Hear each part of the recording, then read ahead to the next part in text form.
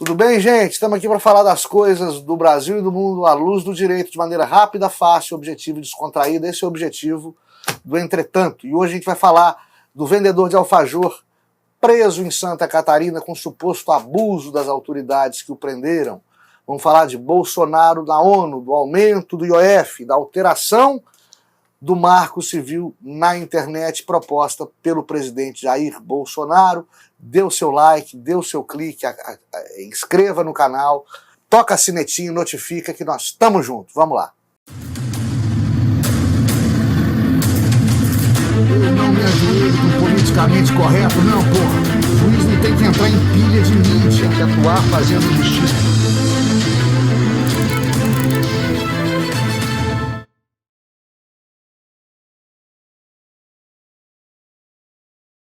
É impressionante como uma cultura de crítica, na maioria das vezes injusta, e bastante contundente contra as nossas forças públicas, tornou todo e qualquer exemplo de uso de força uma suposta prática de crime de abuso de autoridade por parte dos representantes dessas forças públicas. É engraçado que em outros países do mundo não é assim. Os Estados Unidos, por exemplo, e olha que lá tem caso do I Can't Breathe, né, do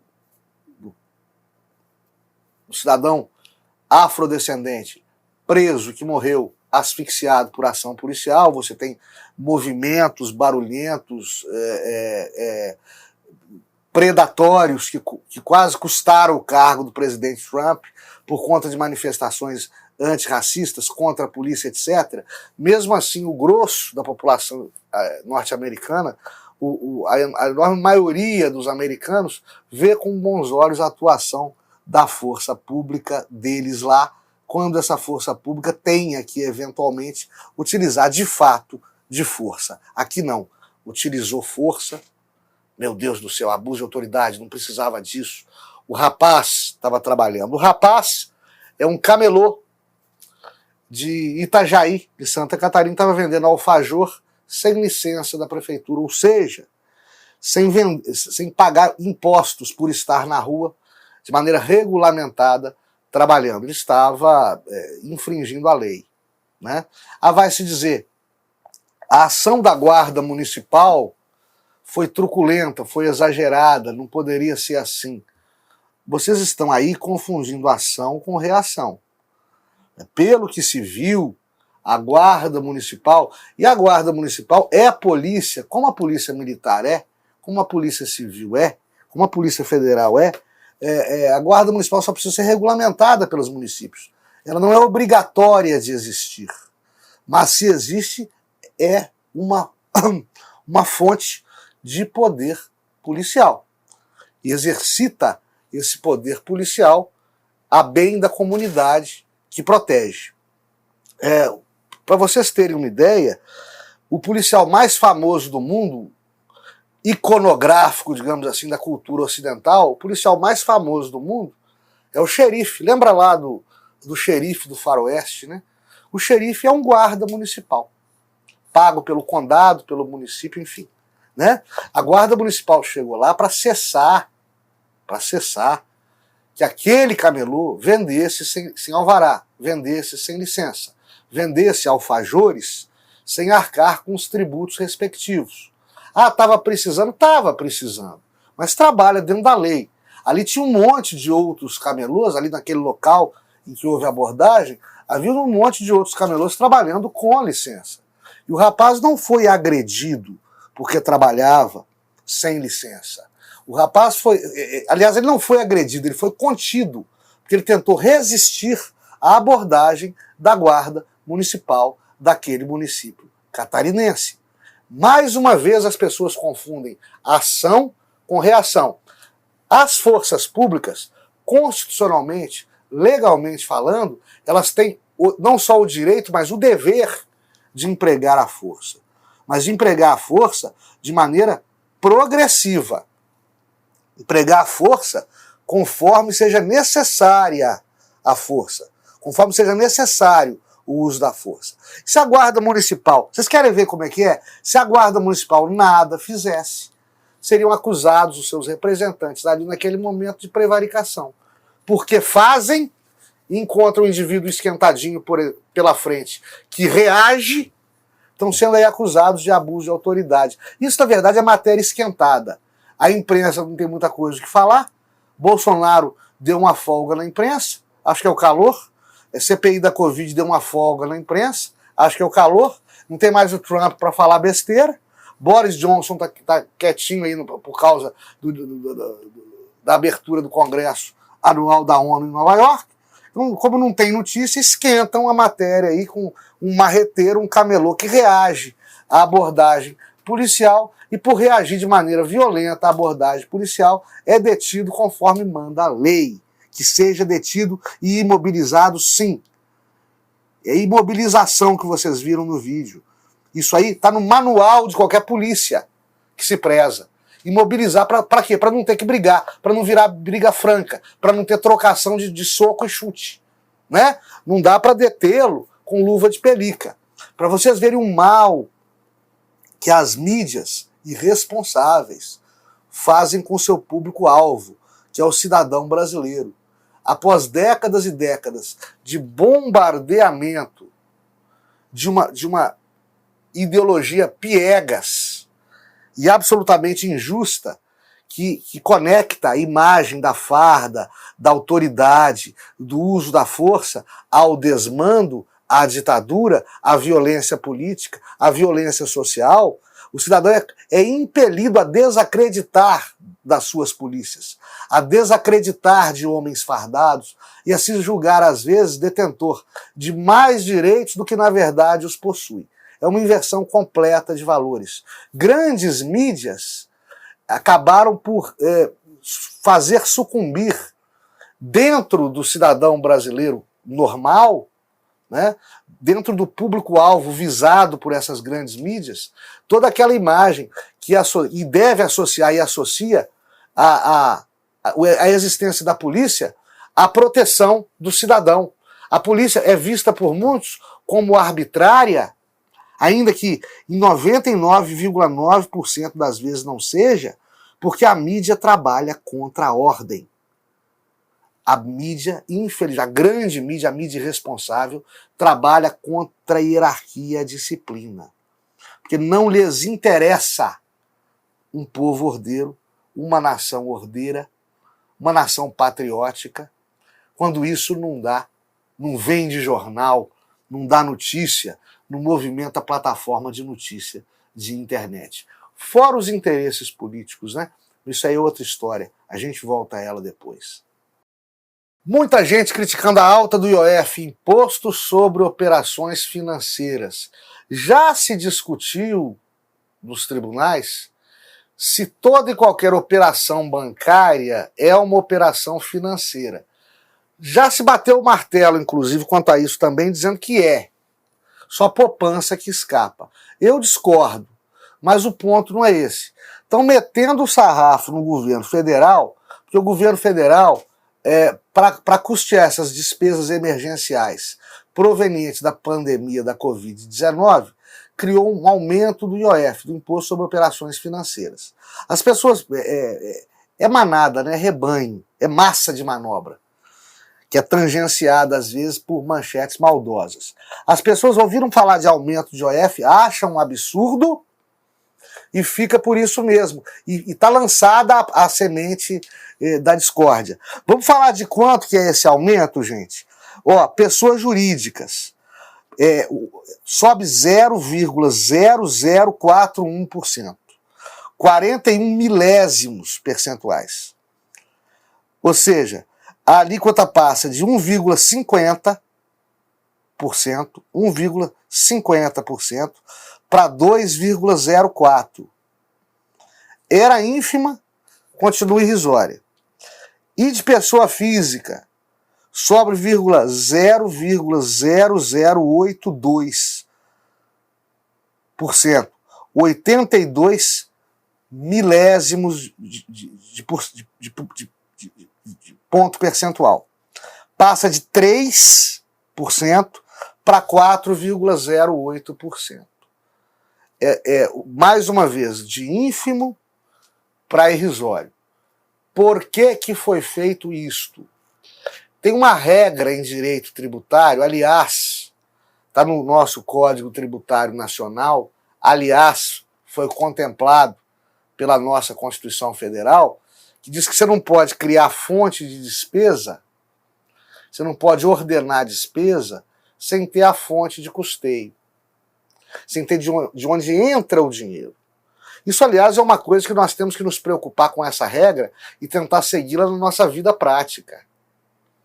Isso é bom para as finanças, não é só das nações, não, das pessoas também.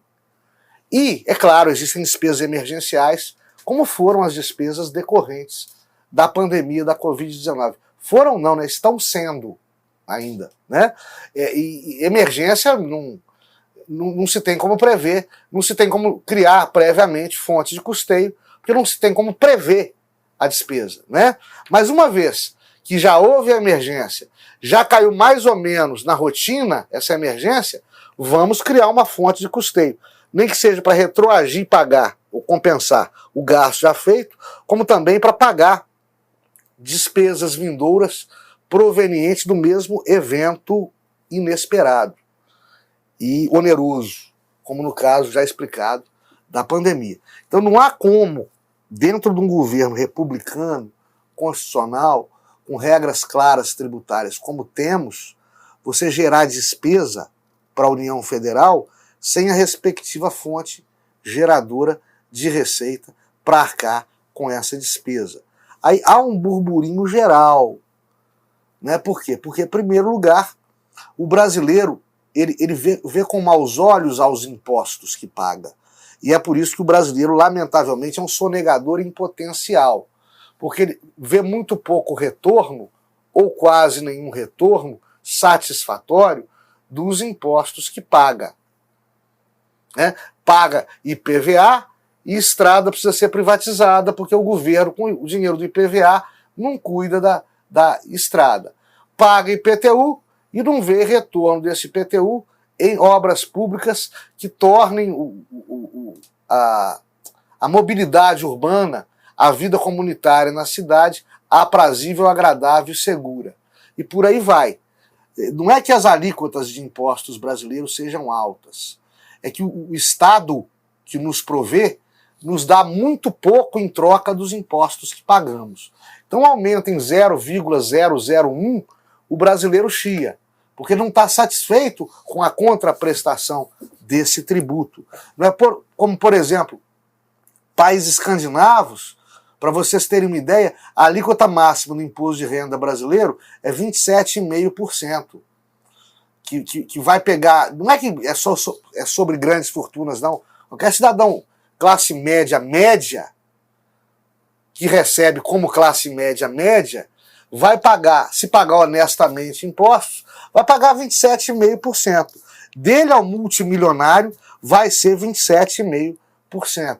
Tem países escandinavos que essa alíquota máxima é superior a 50%. E não tem chiadeira, né? Não tem crise entre os contribuintes.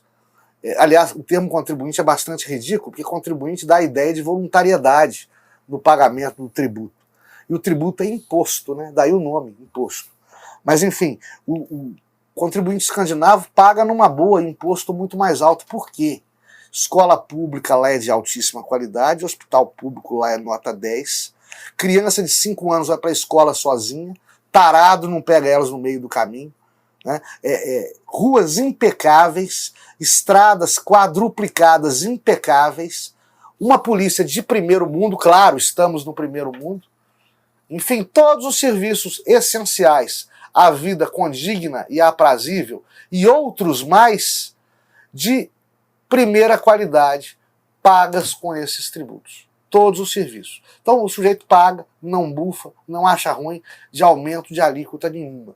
Aqui no Brasil, como a gente, né, tá mal acostumado, como contribuintes insatisfeitos que culturalmente somos, criamos casos com aumento de tributo. Aliás, já criamos casos com os tributos que pagamos antes dos aumentos, né? Mas absolutamente dentro da norma do direito tributário, o aumento do IOF, ínfimo e irrisório para os bolsos dos contribuintes brasileiros, extremamente indispensável para a União Federal, que tem que arcar com as despesas emergenciais provenientes do combate à pandemia da Covid-19. Bolsonaro, nesse momento, está em Nova York. Eu até brinquei, ele vai depor na ONU, ele não vai depor na ONU, ele vai discursar na ONU. Tradicionalmente, os congressos da ONU são abertos pelos presidentes brasileiros. Todo ano é assim. Bolsonaro já fez bonito, já assustou a comunidade internacional e tem gente que quer que ele suavize por conta disso. Eu tenho uma opinião muito sincera a respeito, que aliás é a opinião que eu tenho sobre nós juízes. Eu acredito que não adianta você buscar popularidade em quem não gosta de você. Você não vai conquistar aquele coração, você não vai conquistar aquele aplauso. Você vai soar ridículo. E se bobear, perde os adeptos que já possui pela pessoa, cidadão e pelo jeito que você tem.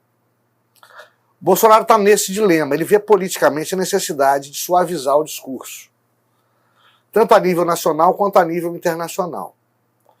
Só que ele sabe que dentro desse paradigma não vai adiantar nada, por exemplo, ele suavizar discurso com petista. Aquele voto ele não tem. Aquela adesão à sua pré-campanha eleitoral, que dura 3 anos, essa que é a verdade, apesar dele ter tentado trabalhar muito, ter conseguido trabalhar um bocado e ter sido impedido de trabalhar de montão por outras mazelas, inimigos e poderes, mas enfim, está sendo obrigado a lidar com a sucessão desde que tomou posse. Ele não adianta, ele não vai angariar a adesão de seus desafetos.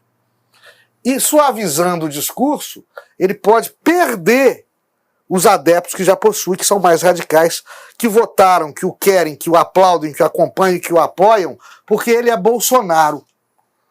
Porque ele é Bolsonaro,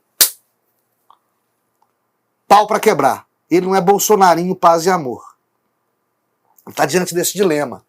A nível internacional, a imprensa internacional que trabalha com os argumentos fornecidos pela grande mídia brasileira, já envenenou a comunidade internacional contra Bolsonaro, como fizeram contra Donald Trump.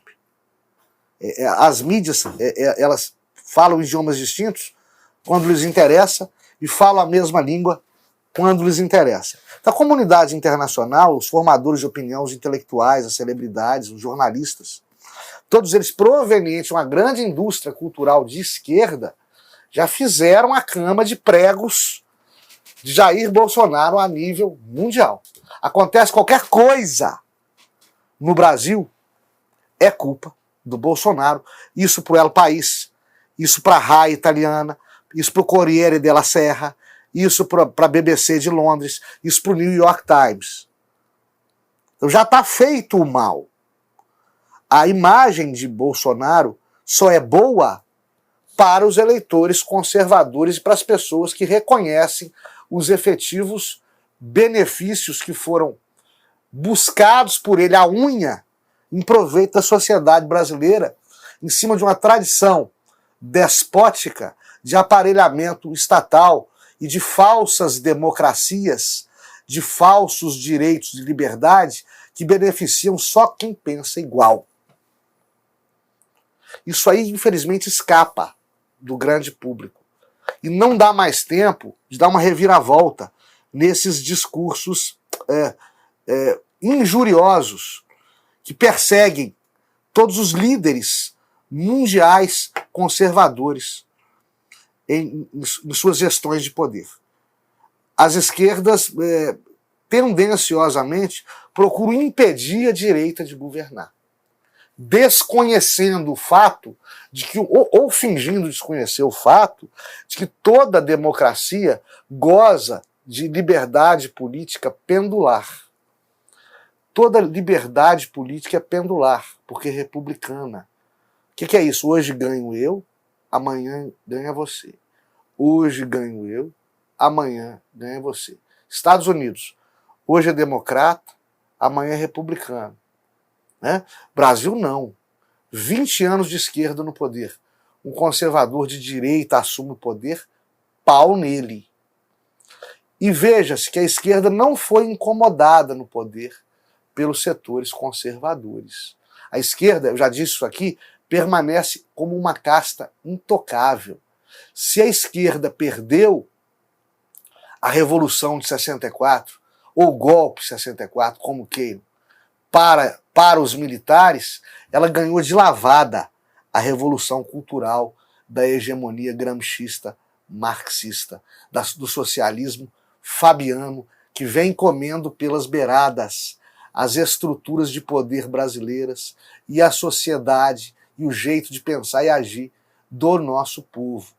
Bolsonaro, como olavista que é, como muitos grandes cérebros brasileiros são olavistas, e Olavo de Carvalho nos descortinou de maneira enfática, didática e suficiente os males do socialismo de Antônio Gramsci, que tenta nos tornar todos socialistas sem o sabermos, né?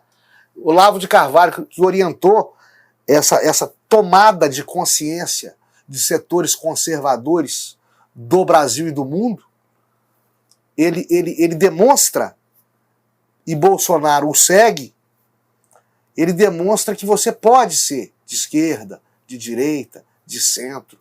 O que você não pode é ser enganado. O que você não pode é ser enganado. E o presidente da República, diga-se dele o que se quiser dizer, ele tem cara feia, mas é uma cara só.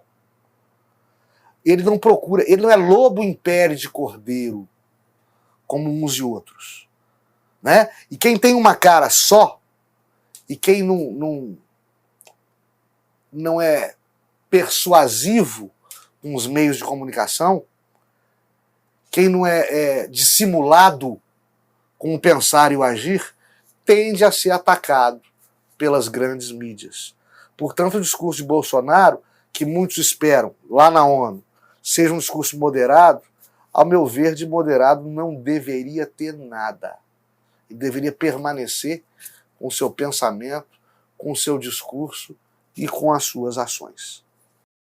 O Marco Civil da Internet não tem 2 anos. Já estão querendo manejá-lo. Quem está querendo manejá-lo? O nosso presidente da República, através de um projeto de lei que tenta mexer em trechos do Marco Civil da Internet. E o pessoal está achando estranho, alguns não estão só achando, estão afirmando que é uma maneira que o nosso presidente possui de exercer o seu autoritarismo, impedindo que a vontade saudável dos políticos brasileiros expressa pelos senhores congressistas tenha validade no mundo aqui fora. Muito antes, pelo contrário, aliás, ninguém me mostrou ainda um gesto, uma ação do presidente da República de efetivo autoritarismo. Atenção, ninguém me mostrou, em 3 anos de governo, uma ação antidemocrática do presidente da República.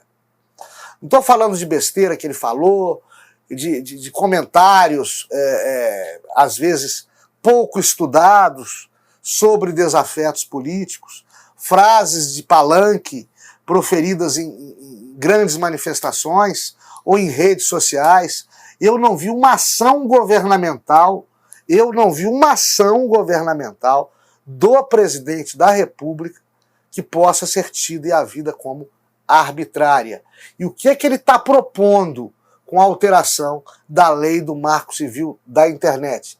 Que as redes sociais, com grande número de seguidores, de adeptos, de frequentadores, de internautas, chame do que quiser, enfim, uma rede como Facebook, como LinkedIn, como Instagram, etc, etc, etc, que para esse usuário ser bloqueado, ser lacrado, ser censurado,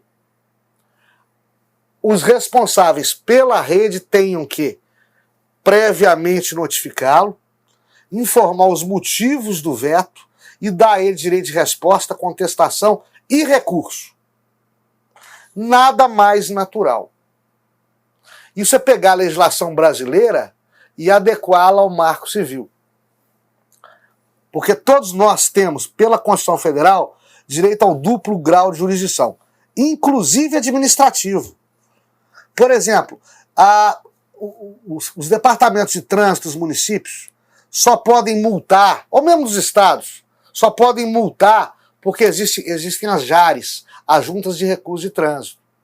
Se não tivesse recurso possível da multa de trânsito, não seria possível multar, porque nós temos direito constitucional ao duplo grau de jurisdição, inclusive administrativa. PROCON, o PROCON dos municípios, que não tem junta recursal de decisões das delegacias dos consumidores, dos PROCONs, e o PROCON é uma delegacia do consumidor, né? Se ele aplica multa, se essa multa não puder ser alvo de recurso a uma junta recursal de consumo, que só tem em grandes cidades, o PROCON não pode aplicar multa. Por quê? Eu não posso, como administrador público, né, como detentor do dever de decidir, né, detentor do direito de decidir, detentor de poder de polícia, do poder de multar, eu como gestor público, eu não posso impor uma penalidade a alguém se essa penalidade não puder ser revista a nível recursal. Essa é a ordem constitucional brasileira. Essa é a ordem constitucional brasileira.